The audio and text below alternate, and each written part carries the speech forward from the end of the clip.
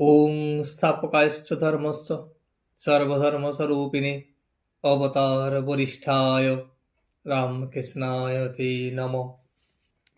ঠাকুর, মা ও স্বামীজির চরণে শতকোটি প্রণাম।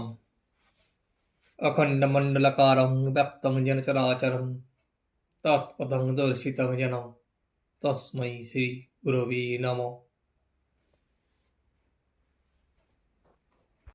ঠাকুরের পাগুলি একটু ফুলো ফুলো দেখাচ্ছিল। সেই জন্য ঠাকুর বললেন ভক্তদের হাত দিয়ে দেখতে, যে আঙুল দিলে তার ডোব হয় কিনা। তারপর একটু একটু ডোব হতে লাগলো, কিন্তু সকলেই বলতে লাগলেন যে ও এমন কিছু নয়। তখন ভবনাথকে ঠাকুর বললেন, তুই স্মৃতির মহেন্দ্রকে ডেকে দিস, সে যদি বলে ও কিছু নয় তাহলে আমার মনটা ভালো হয়ে যাবে। তখন ভবনাথ বললেন, আপনার ঔষধে খুব বিশ্বাস না, কিন্তু আমাদের অত নাই। ঠাকুর তখন বললেন, ঔষধ তো তাঁরই, তিনিই একরূপে চিকিৎসক।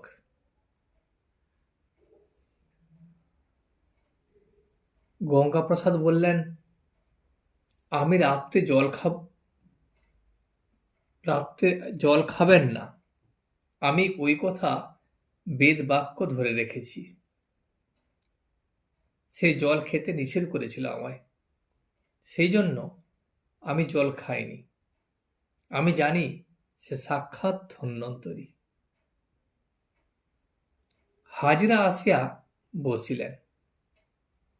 এ কথা ও কথার পর ঠাকুর হাজরাকে বললেন, দেখো, কাল রামের বাড়িতে অতগুলি লোক বসেছিল, বিজয়, কেদার, তবু নরেন্দ্রকে দেখে আমার এমন হলো কেন?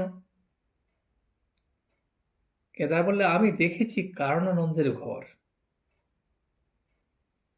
ঠাকুর পূর্বদিনে মহা অষ্টমীর দিনে কলিকাতায় প্রতিমা দর্শনে গিয়েছিলেন। তো অধরের বাড়ি প্রতিমা দর্শন করিতে যাওয়ার পূর্বে তিনি রামের বাড়ি হইয়া যান। সেখানে অনেকগুলি ভক্তের সমাবেশ হইয়াছিল। নরেন্দ্রকে ঠাকুর দেখিয়া সমাধিস্থ হইয়াছিলেন। নরেন্দ্রের হাঁটুর উপর পা বাড়াইয়া দিয়াছিলেন ও দাঁড়াইয়া দাঁড়াইয়া ঠাকুরের সমাধি হইয়াছিল। এ দেখিতে দেখিতে নরেন্দ্র আসিয়া সেখানে উপস্থিত। ঠাকুরের আর আনন্দের সীমা রইল না। নরেন্দ্র ঠাকুরকে প্রণামের পর ভবনাথ ও অন্যান্যদের ভক্তদের সঙ্গে ঘরে একটু গল্প করিতেছিলেন। কাছেই মাস্টার ছিলেন। ঘরের মধ্যে লম্বা মাদুর পাতা। নরেন্দ্র কথা কহিতে কহিতে উপর হইয়া মাদুরের উপর শুইয়া আছেন। হঠাৎ তাহাকে দেখিতে দেখিতে ঠাকুরের সমাধি হইল।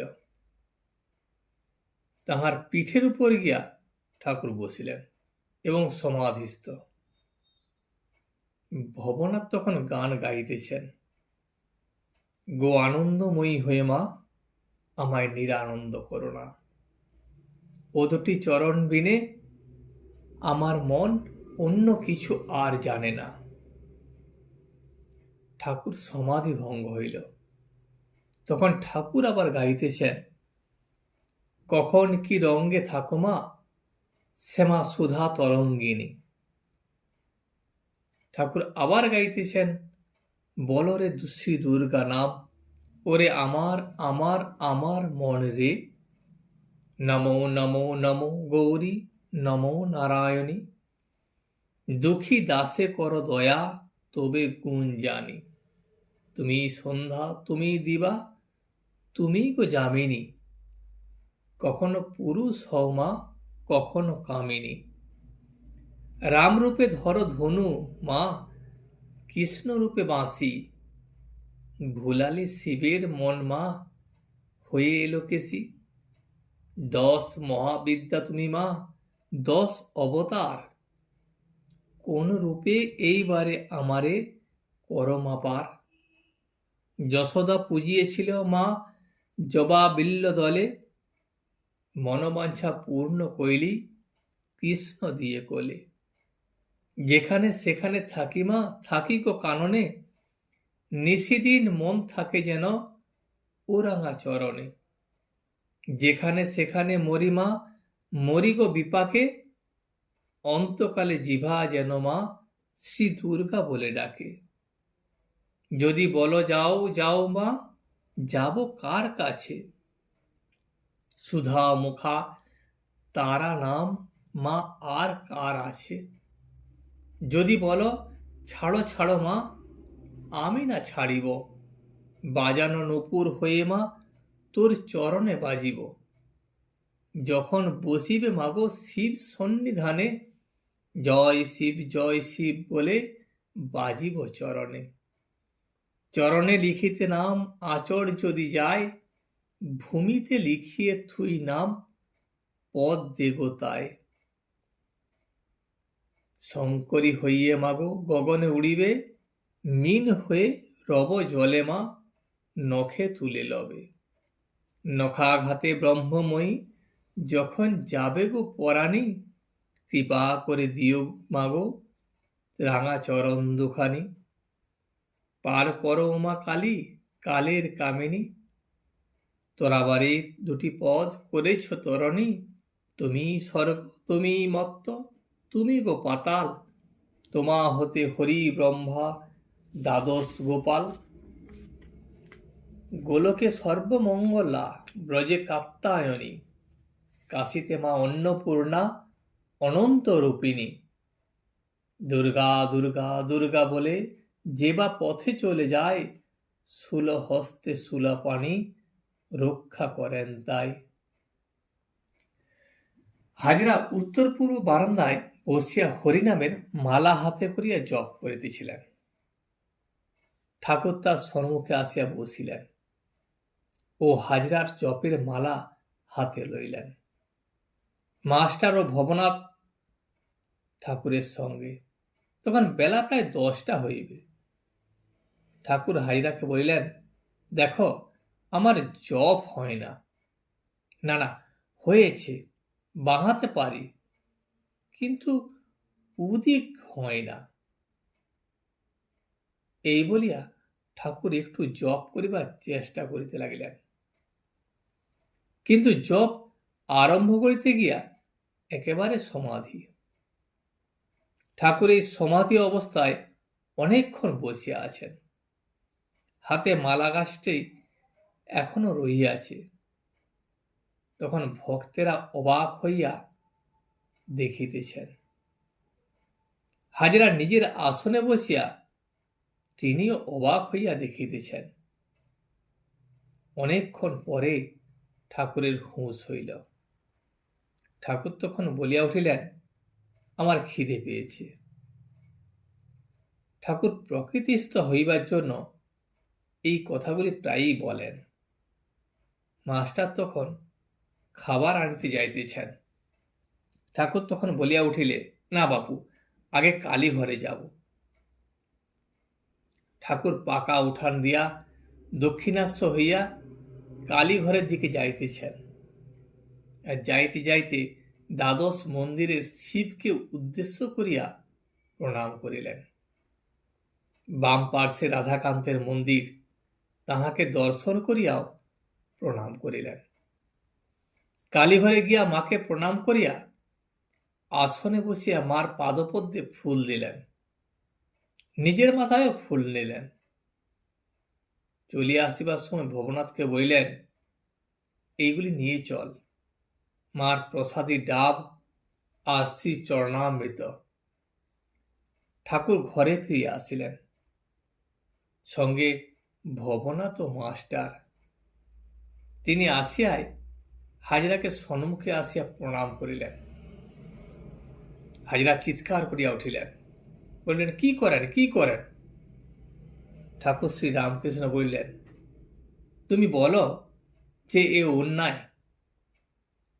হাজরা তর্ক করিয়া প্রায় এই কথা বলিতেন।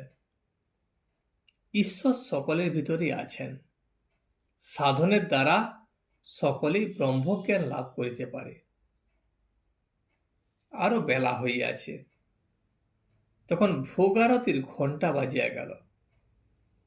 অতিথিশালায় ব্রাহ্মণ, বৈষ্ণব, কাঙাল সকলেই যাইতেছে। মার প্রসাদ, রাধাকান্তের প্রসাদ সকলে পাইবে। ভক্তেরাও মা প্রসাদ পাইবেন।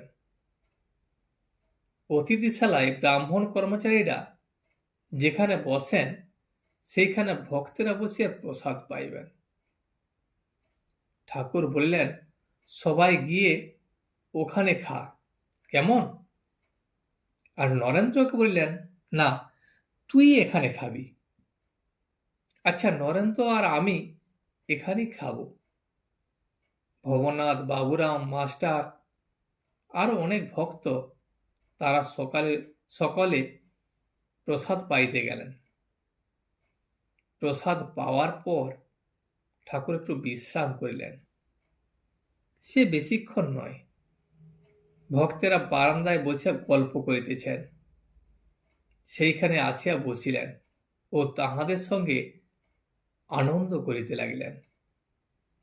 তখন বেলা 2টা। সকলে উত্তর পূর্ব বারান্দায় আছেন। হঠাৎ ভবনাথ দক্ষিণ পূর্ব বারান্দা হইতে ব্রহ্মচারী বেশে আসিয়া উপস্থিত। গায়ে বৈরিক বস্ত্র, হাতে কমণ্ডলু, মুখে হাসি। ঠাকুর ও ভক্তেরা দেখিয়া সকলে হাসিতেছেন। ঠাকুর তখন হাসিয়া বলিলেন, ওর মনের ভাব ওই কিনা, তাই ওই সেজেছে। নরেন্দ্র তখন বলল, ও ব্রহ্মচারী সেজেছে, কিন্তু আমি বামাচারী সাজি। হাজিরা তখন বললে, তাতে পঞ্চমোকার, চক্র এসব করতে হয়। ঠাকুর বামাচারের কথায় চুপ করিয়া রহিলেন। ও কথায় তিনি আর সাই দিলেন না, কেবল রহস্য করিয়া উড়াইয়া দিলেন। হঠাৎ মাতোয়ারা হইয়া নৃত্য করিতে লাগিলেন। গাইতেছেন, আর ভুলালে ভুলব না মা, দেখেছি তোমার রাঙা চরণ। ঠাকুর বলিতেছেন, আহা, রাজনারায়ণের চণ্ডীর গান কি চমৎকার। ওই রকম করে নেচে নেচে তারা গায়। আর ওদেশে নকুল আচার্যের গান, আহ, কি নৃত্য, কি গান। পঞ্চবটিতে একটু সাধু আসিয়াছেন, বড় রাগী সাধু। যাকে তাকে গালাগাল দেন, সাপ দেন। তিনি খড়ম পায়ে দিয়ে এসে উপস্থিত। সাধু বলিলেন, হিয়া আগ মিলেগা। ঠাকুর শ্রী রামকৃষ্ণ হাত জোড় করিয়া সাধুকে নমস্কার করিতেছেন এবং যতক্ষণ সে সাধুটি রইলেন ততক্ষণ হাত জোড় করিয়া দাঁড়াইয়া আছেন। সাধুটি চলিয়া গেলে ভবনাথ হাসিতে হাসিতে বলিতেছেন, আপনার সাধুর উপর খুব ভক্তি। ঠাকুর বললেন, ওরে তমমুখ নারায়ণ, যাদের তমগুণ তাদের এইরকম করে প্রসন্ন করতে হয়। এই যে সাধু, তারপর গোলকধাম খেলা হইতেছে, ভক্তেরা খেলিতেছেন, হাজরাও খেলিতেছেন। ঠাকুর আসিয়া দাঁড়াইলেন। মাস্টার ও কিশোরীর গুটি উঠিয়া গেল। ঠাকুর তখন দুইজনকে নমস্কার করিলেন, বলিলেন, ধন্য তোমরা দু ভাই।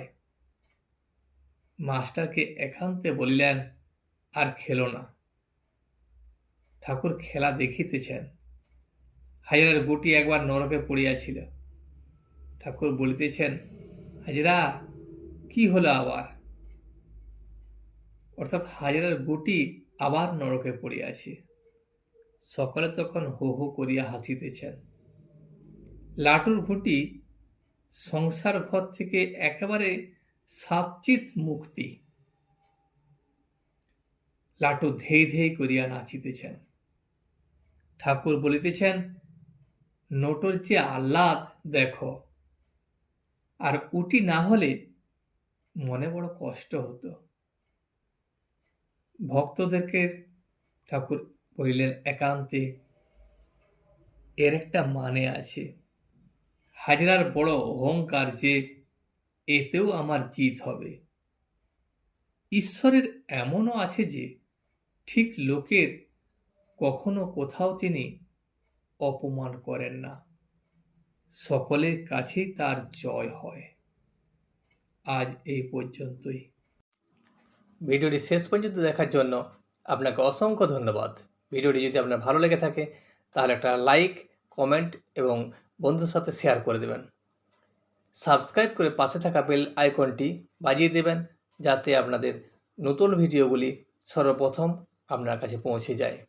জয় শ্রী রামকৃষ্ণ, জয় শ্রী রামকৃষ্ণ, জয় শ্রী রামকৃষ্ণ।